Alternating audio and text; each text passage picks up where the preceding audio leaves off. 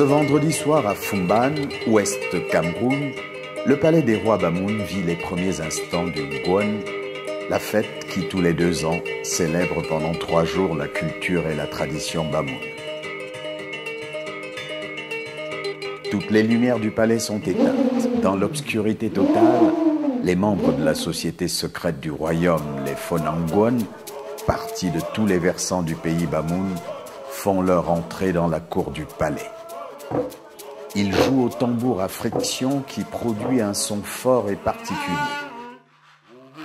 Une sensation mystique envahit l'espace et les lumières ne reviennent qu'après l'entrée dans la salle du dernier possesseur du Ngouane. À minuit, le roi leur rend visite.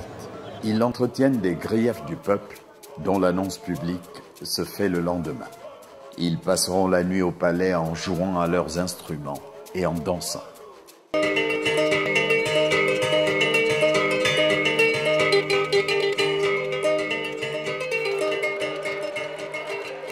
Le Ngouane est une réalité polysémique. Il est défini de nos jours comme étant les grandes assises traditionnelles et culturelles du peuple Bamoun.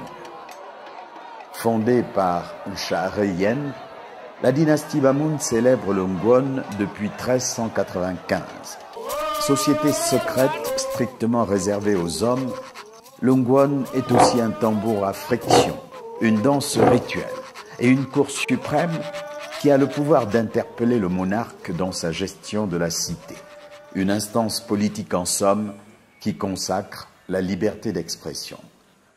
Le Ngouane est en outre le nom d'un insecte, une espèce de sauterelle au vol lourd et bruyant qui annonce la saison sèche.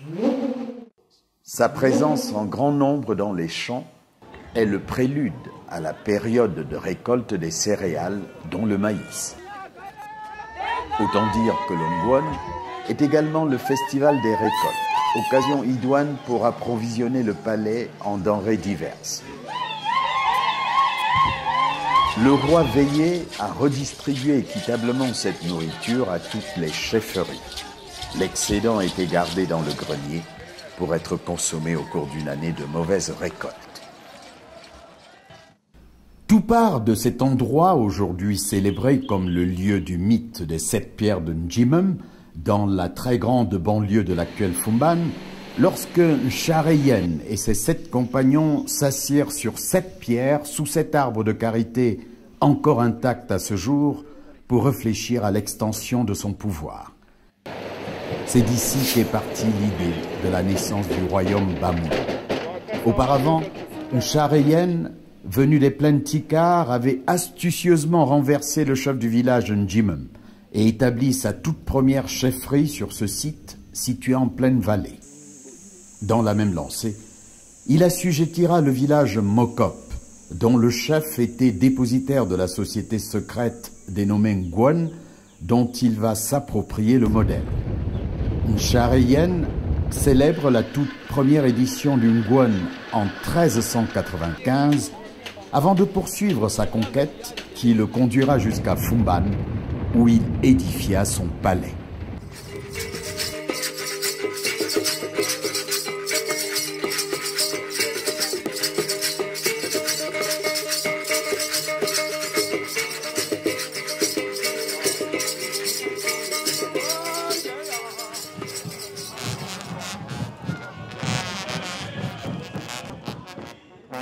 Rendu à sa 543e édition et la 10e sous le règne du roi Ibrahim Bombon-Joya, l'ouverture du Ngouane 2010 a connu une solennité particulière avec la présence de Madame la ministre de la Culture Amatoutou Mouna.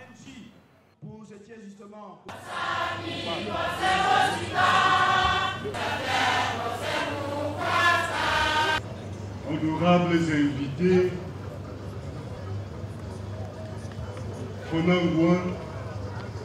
À la tribune, dressée dans la grande cour d'apparat du palais, le sultan roi des Bamoun est entouré de nombreuses personnalités, dont plusieurs membres du corps diplomatique, qui sont les traditionnels invités de cet événement culturel de dimension exceptionnelle.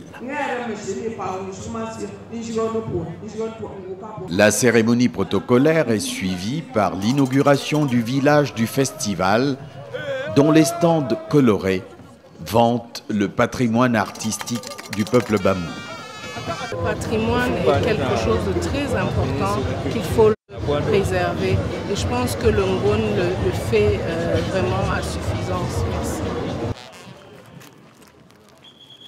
Le samedi matin, au deuxième jour du Ngone proprement dit, les Fonangouane, possesseurs du Ngone, commencent par faire le tour du palais.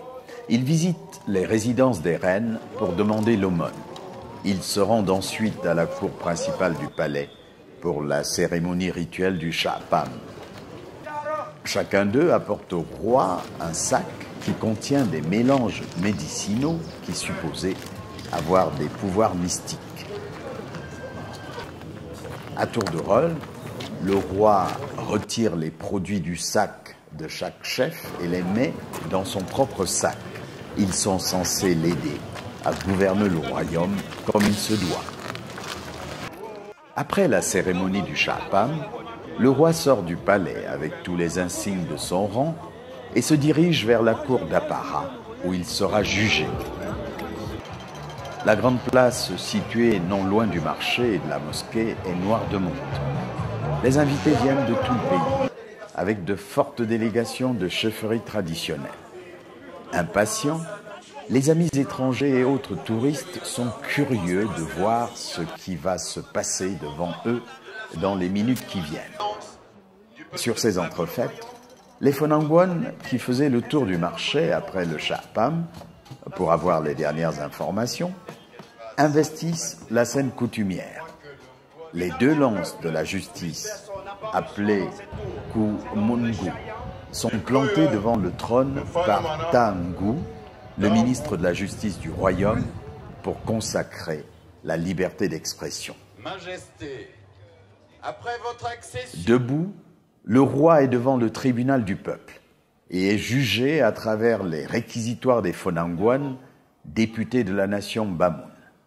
Cette année, les récriminations portent sur le chômage des jeunes, la nécessité de créer des entreprises dans le département pour les Bamoun, le projet agricole du mont Bapit qui doit se pérenniser, les marchés de travaux publics qui sont mal exécutés et l'appel fait aux jeunes de respecter les anciens. Le roi écoute en posture debout et toutes les critiques, dénonciations, interpellations, appréciations et suggestions sont enregistrées par lui avec soin. Le peuple, ayant manifesté son approbation sur la manière dont le roi gouverne, il est rétabli par le ministre de la Justice et les coms, qui sont les grands conseillers et gardiens du royaume, ayant le pouvoir d'introniser et de déposer un roi. Ils lui renouvellent leur allégeance et l'autorisent à se réinstaller sur son trône. Le roi tient ensuite son discours du trône de bilan et de perspective. Face aux préoccupations des Fonangouane éditées lors de la dernière édition 2008, notre réaction exécutoire a conduit à des actions concrètes menées en vue, entre autres, d'améliorer les conditions de vie des populations. Le bélier qui était traîné par les protecteurs de Ntangu est immolé et son sang versé à quelques endroits de la place de fête pour purifier le royaume. Le geste est aussi bref et symbolique. C'est le début d'un nouveau cycle dans le royaume dont la survivance s'illustre par le long défilé des descendants des 19 rois qui se sont succédés au trône. Après cette cérémonie, les coups de fusil traditionnels retentissent et le peuple se réjouit d'avoir exprimé ses opinions à travers les Fonangouane.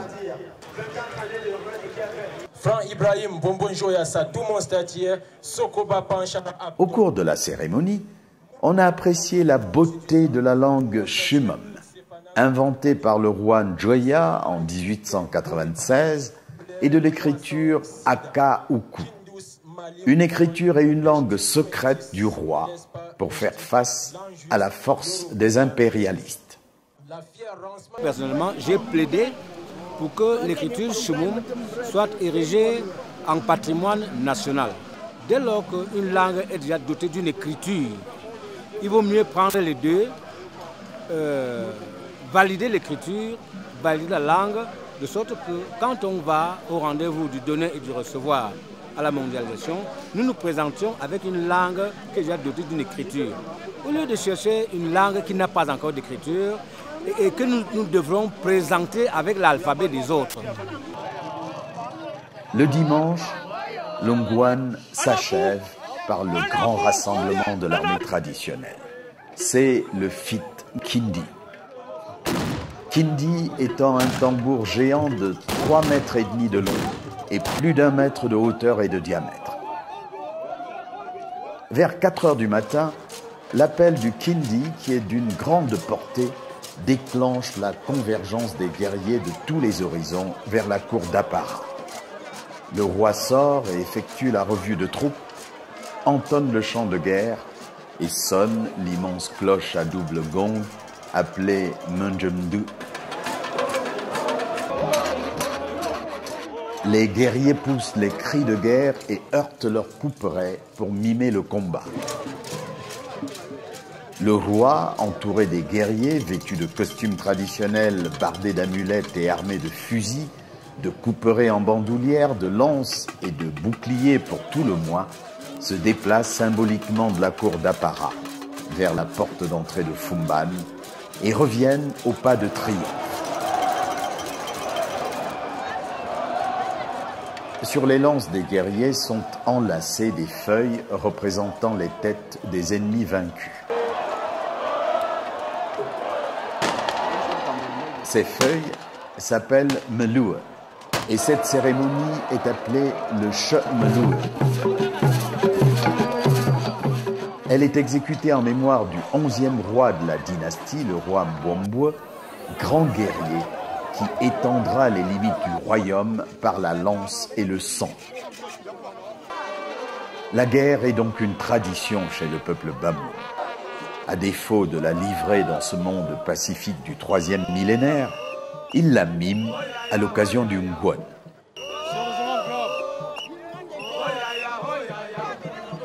De retour du champ de guerre, le roi s'installe sur le trône et les scènes d'administration de soins médicaux aux Bamoun blessés et de présentation de prisonniers de guerre et rois affranchis se reproduisent solennellement.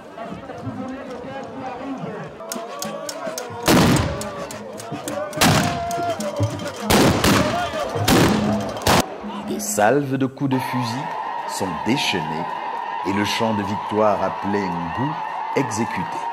Cette cérémonie qui boucle les festivités du Ngwan est extrêmement populaire.